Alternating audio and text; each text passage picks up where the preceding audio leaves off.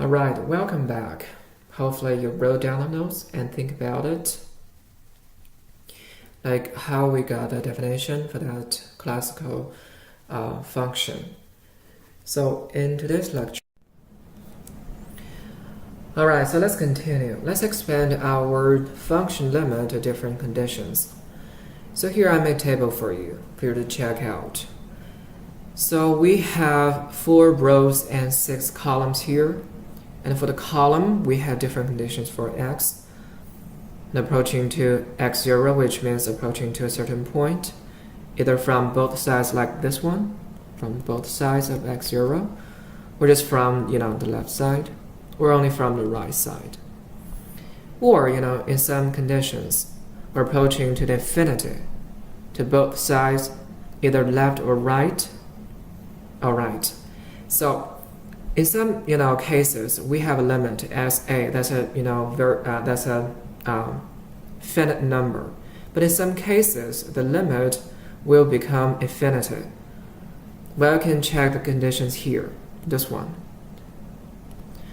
So for this one, the infinity will go to limit will go to infinity, and doesn't specify to the positive infinity or to the negative infinity. So that's why I just drew all of the possible conditions here.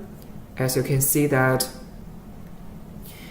so when x is approaching to x0 from either left or right side, so the fx, the function value, will go to infinity, either to the positive direction or to the negative direction.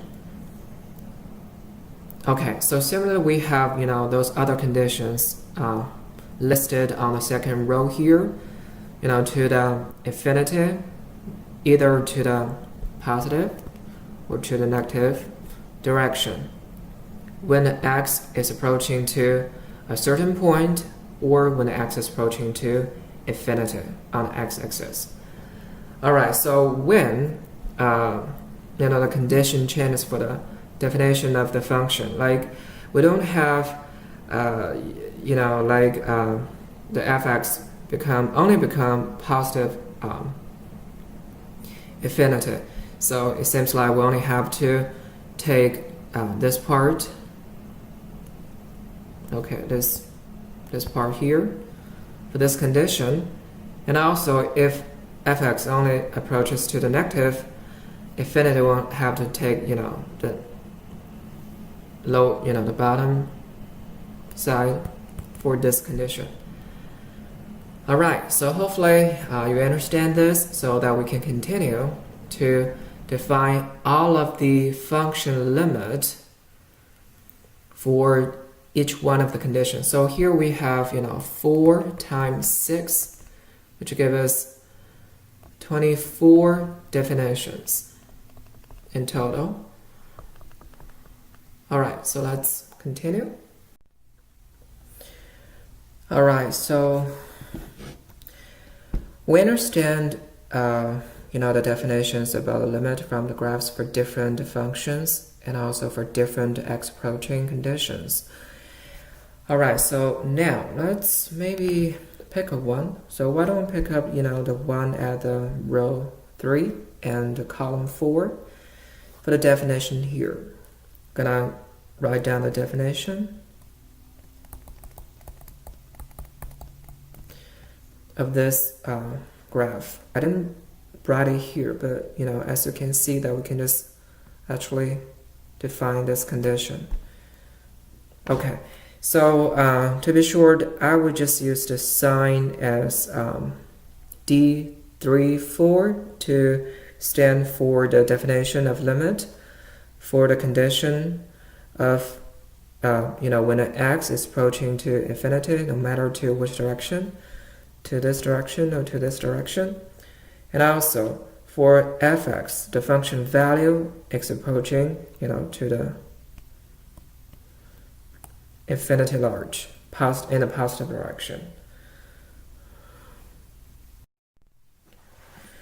Alright, so let's look at the definition of the function limit for the element of that table We call it D3, 4. Okay, so in that case, I put the function graph here. So we can see that no matter if you're approaching to the positive infinity or approaching to the negative infinity, the function value fx is always going to be the infinity, to the positive infinity. Alright, so what does this mean? Well, apparently it means, let's write down this, limit.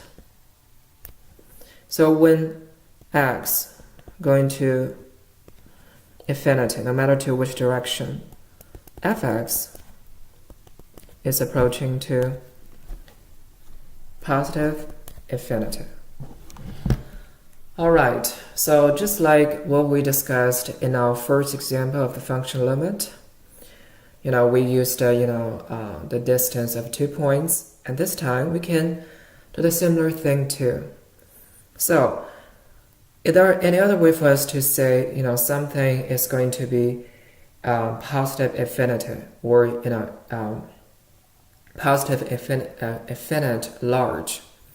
We can use another method, which can be written down like this. So imagine we have a number m. M is positive, and m is very large. You can imagine okay, a million, a billion, a trillion. Yeah, you can imagine as big as possible. However, don't worry about it. We can always find, something which is bigger than m. Okay, so let's get back to the graph. So for example, we have m here, which is very large. You can say maybe a trillion. Okay, so this time we can find out the intersection of this, m on the curve of fx. So because fx is going to be infinite large, so we can always find a value for fx, for example here, right? Or here, which is bigger than m. Alright, so that's the part on the y-axis. So just like what we did for the last example, in the last lecture, we can always project, the y value, the fx onto the x value to see how we need to change x value to make sure that we're gonna get the fx value, right? Alright, so when it is projected onto the x-axis, we can see that. So m now is corresponding to a sign we call it, capital X here, and the fx, we can always find which is larger than the value of m. We can say, well, it is x, of course, because it's the fx corresponding x value, so it's small x. Alright, so this time, now we can say that. So there's always, in such situation, which means no matter how big the m in your imagination could be, it can be as large as possible. There's always exist and the capital X, right? Capital X, which is positive number too, just like what we did in the last example.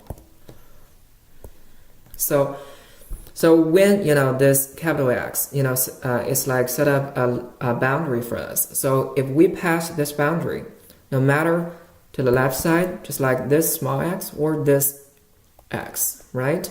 Well, as long as it passes the boundary defined by the big X, which means the absolute value of x, which is bigger than this x.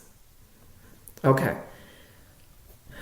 This time, the value of x, the value of function fx could be bigger than your imaginary big M.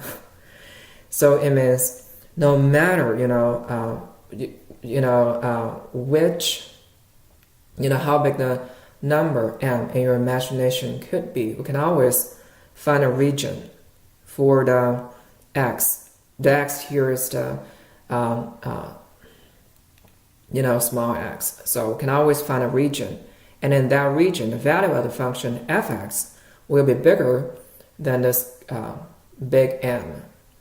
So we can say that this define our algebra form of limit definition for this function. So when the x approaches to infinity, no matter which direction, the value of the function f(x) will go to the positive infinity by words. Well, of course, in the words of mathematics. So okay, so let me change the color of my pen. Okay, so here. So as we did in the last time, this is our first definition, the graphical definition. This is our algebra definition. And this is, we can call it still, the definition, but mathematical language in words. All right, so hopefully you can get more familiar with this, such definition from, each condition of the function, no matter, which direction the x is approaching to, and, what kind of infinity the function value f(x) is going to be. You can always look at the graph, write down, this kind of algebra definition of limit, and also use the very professional mathematical words to write down this kind of definition systematically. Remember, we have 24 function definitions. We're going to talk about it later, but before that, I want you to think about it to see if you can follow this kind of method and write down some more function limit definitions by yourself. That's it. Thank you. See you tomorrow.